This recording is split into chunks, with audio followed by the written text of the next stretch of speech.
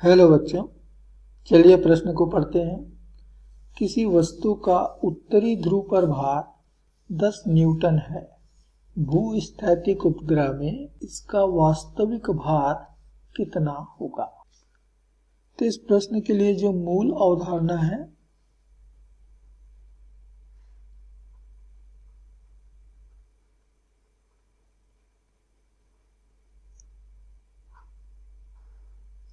वह है ऊंचाई पर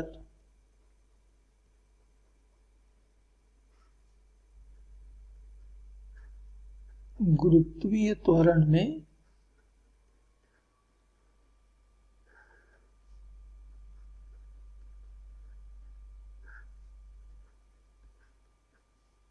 परिवर्तन। कि हम सतह से जैसे जैसे ऊंचाई पे जाते हैं वैसे वैसे जी के मान में कमी आती है। अब यदि सतह पर गुरुत्वीय त्वरण, पृथ्वी के सतह पर गुरुत्वीय त्वरण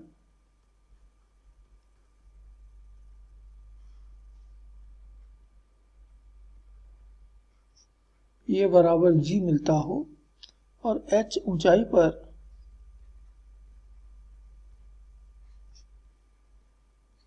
गुरुत्वीय त्वरण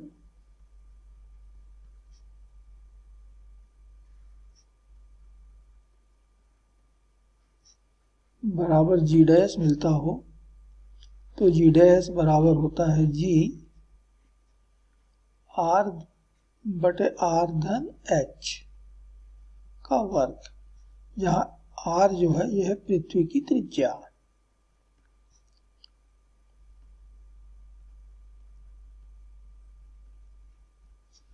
तो यह प्रश्न इसी अवधारणा पर आधारित है।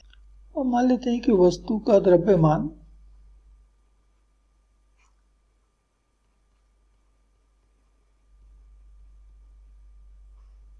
ये बराबर m है और इसलिए उत्तरी ध्रुव पर वस्तु का भार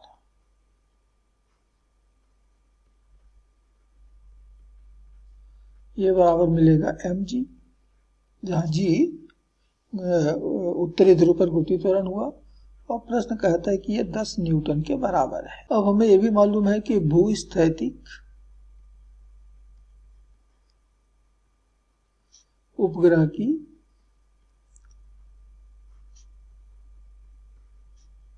सतह से ऊंचाई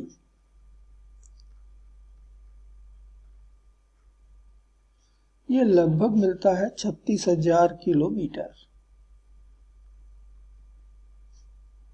और ये हमारे उस बिंदु की ऊंचाई हो गई h, जहां हमें गुरुत्वीय त्वरण का मान ज्ञात करना है। अब इस ऊंचाई पर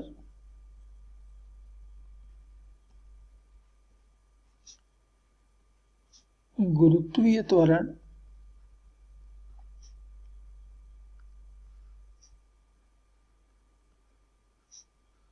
बराबर जी डैश माना तो जी डैश बराबर मिलेगा जी आर बटे आर धन एच का वर्ग। और इसलिए भूस्थैतिक उपग्रह पर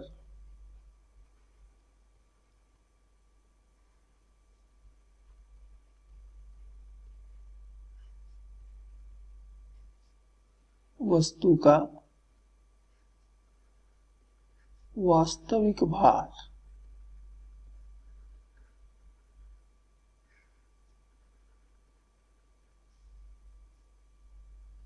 ये बराबर होगा mg डैश, जो कि बराबर होगा m और g डैश का मान है g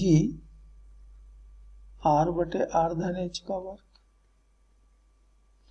अब mg का मान तो प्रश्न में दिया हुआ है 10, r का मान हो गया 6,400 किलोमीटर, पृथ्वी की त्रिज्या किलोमीटर में, फिर से r है 6,400 धन 36,000 h का मान का वर्ग। तो हल करने पे मिल रहा है 10 गुणित 6,400 बटे दोनों को जोड़ दें तो ये मिल रहा है लगभग 42,400 किलोमीटर का वर्ग।